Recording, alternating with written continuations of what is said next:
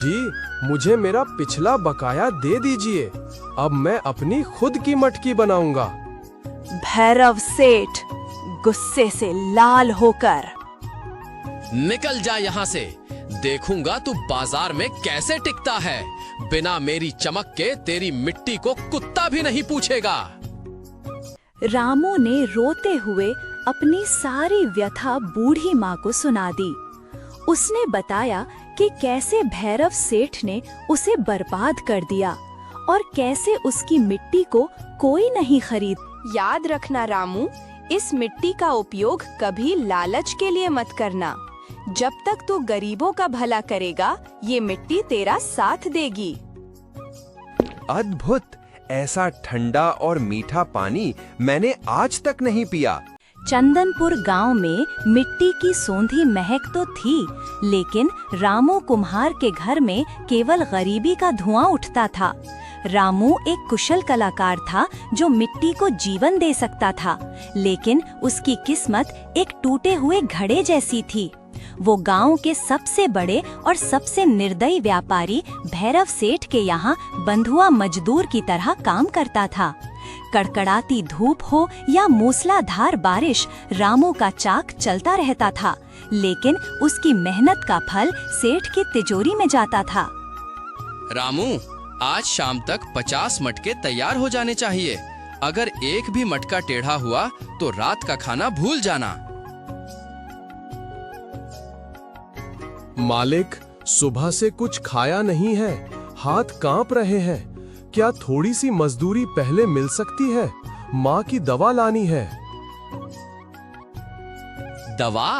अरे ओ कुम्हार, तू खुद मिट्टी का पुतला है।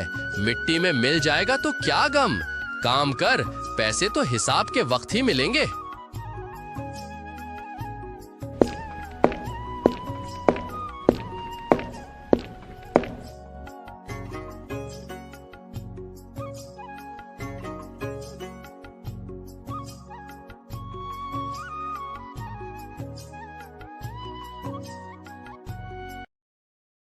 स्वामी, आखिर कब तक? आपकी उंगलियां घिस गई हैं, लेकिन गुड़िया के पैर में आज भी चप्पल नहीं है। सेठ हमें लूट रहा है। कोमल, हमारे पास न जमीन है न पूंजी। अगर सेठ का काम छोड़ा तो हम भूखे मर जाएंगे।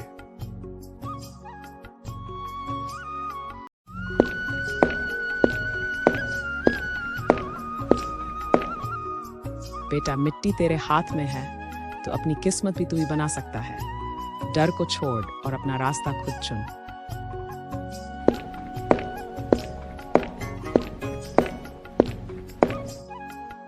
रामू पूरी रात सोचता रहा। अगले दिन वो हिम्मत जुटाकर सेठ के पास अपना पुराना हिसाब मांगने गया, ताकि वो अपनी छोटी सी दुकान शुरू कर सके। सेठ जी, मुझे मेरा पिछला बकाया दे दीजिए। अब मैं अपनी खुद की मटकी बनाऊंगा। भैरव सेठ गुस्से से लाल होकर, हिसाब? ओ चमचे, जरा बही खाता देख तो। मुनीम पन्ने पलटते हुए, मालिक, रामू ने पिछले साल जो अनाज लिया था और माँ की बीमारी के लिए जो पैसे लिए थे, उसे जोड़कर रामू का बकाया 0 है। उल्टा इसे ही 10 रुपए देने हैं। ये अन्याय है मालिक। मैंने दिन रात एक कर दिए। निकल जा यहाँ से। देखूंगा तू बाजार में कैसे टिकता है। बिना मेरी चमक के तेरी मिट्टी को कुत्ता भी नहीं पूछेगा। सेठ के यहाँ से अपमानित होकर निकलने के बाद रामू के पास केवल उसकी कला और ईश्वर पर भरोसा बचा था। उसने अपनी झोपड़ी के बाहर एक पुराना टूटा हुआ चाक ठीक किया और गांव के तालाब से मिट्टी लाकर मटके बनाना शुरू किया। कोमल ने दिन भर मिट्टी गूंथने में उसकी मदद की और छोटी गुड़िया मटकों पर पानी छिड़कती थी। कोमल, ये मटके बहुत सुंदर बने हैं। बाजार में लोग इन्हें जरूर पसंद करेंगे। ईश्वर हमारी मेहनत जरूर देखेगा स्वामी। लेकिन बाजार की हकीकत बहुत कड़वी थी। भैरव सेठ ने पूरे बाजार में अपने आदमी लगा दिए थे जो रामू के मटकों की बुराई कर रहे थे। ग्राहक: अरे ये तो रामू है, इसके मटके तो कच्चे लग रहे हैं। चलो सेठ की दुकान चलते हैं, वहाँ मटके सोने की तरह चमकते हैं। रामू आवाज लगाते हुए: बाबूजी, एक बार देखिए तो, ये मटके बहुत मजबूत हैं। अरे हटाओ भाई, तुम्हारे पास न तो दुकान है न नाम, हम रिस्क नहीं ले सकते। शाम हो गई, सूरज ढलने लगा, लेकिन रामू का एक भी मटका नहीं बिका।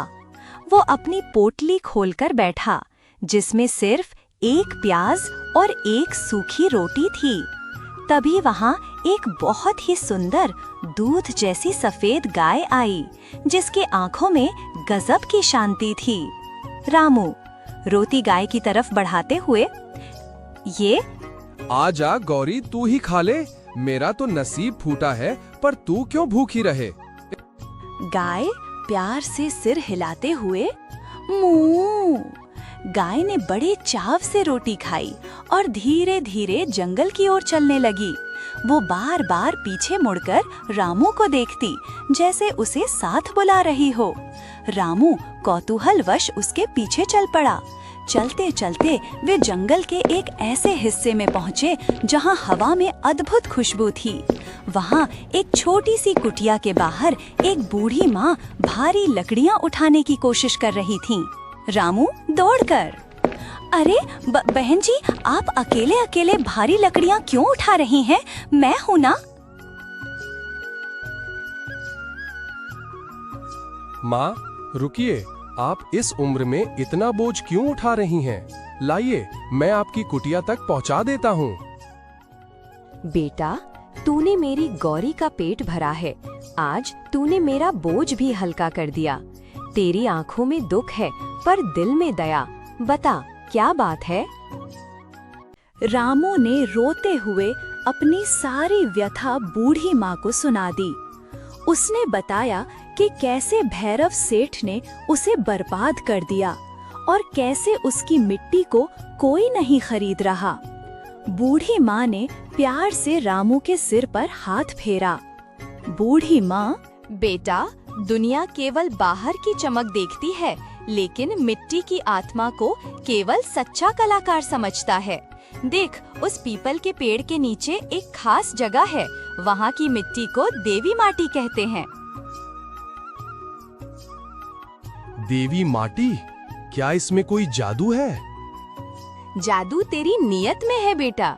इस मिट्टी को ले जा, इससे बर्तन बना, इसे आग की गर्मी से ज्यादा अपनी ममता और मेहनत से पकाना। ये मटके कभी नहीं टूटेंगे और इनका पानी अमृत जैसा ठंडा होगा। माँ, मैं आपका ये एहसान कभी नहीं भूलूंगा।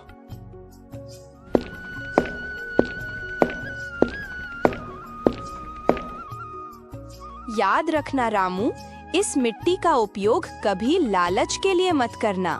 जब तक तू गरीबों का भला करेगा, ये मिट्टी तेरा साथ देगी।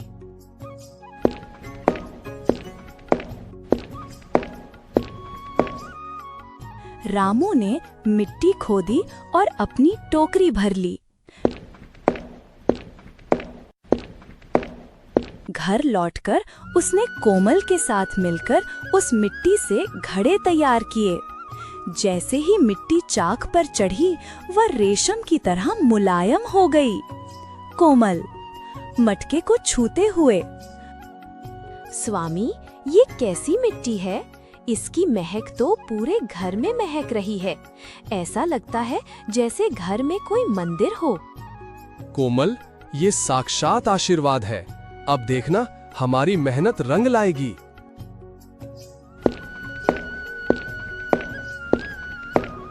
अगले दिन रामू फिर बाजार पहुंचा।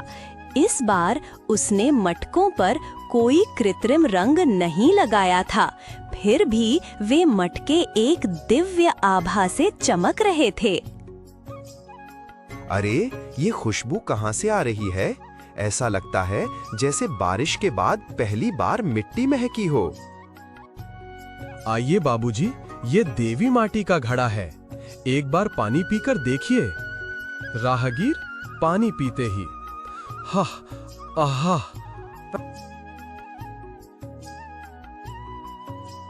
वाह, अद्भुत! ऐसा ठंडा और मीठा पानी मैंने आज तक नहीं पिया। मेरी बरसों की थकान मिट गई। ये लो 10 रुपए, मुझे ये घड़ा दे दो। देखते ही देखते पूरे बाजार में शोर मच गया। लोग सेठ की दुकान छोड़कर रामू के पास दौड़ पड़े। रामू की किस्मत रातों रात बदल गई। अब उसकी झोपड़ी की जगह एक सुंदर घर बन गया था और गांव के बाहर उसने एक बड़ी कार्यशाला, वर्कशॉप खोल ली थी।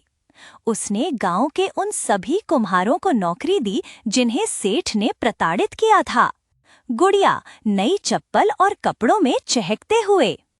पिताजी, आज माँ ने खीर बनाई है, क्या हम उस बूढ़ी माँ को भी खिलाने चलेंगे?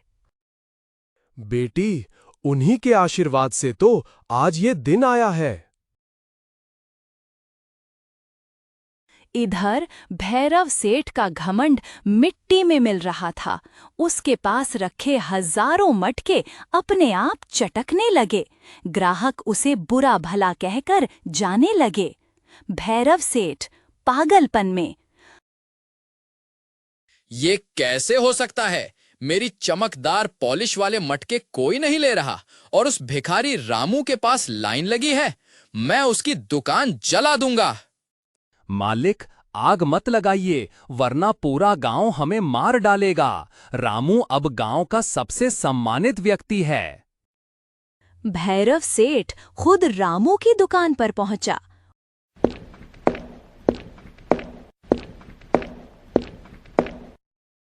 उसने देखा कि रामू आज भी वही पुराना फटा हुआ अंगोछा पहने मेहनत कर रहा है। भैरव सेठ घुटनों पर गिरकर, रामू, मुझे माफ कर दे। मैंने तुझे तुच्छ समझा, पर तेरी मिट्टी ने मेरी हस्ती मिटा दी। मुझे अपना मजदूर बना ले, पर मुझे बर्बाद होने से बचा ले। सेठ जी, मिट्टी न किसी की दोस्त होती है न दुश्मन। ये तो बस उसे बनाने वाले के भाव को समझती है। आपने मिट्टी को पैसा समझा, मैंने उसे माँ समझा।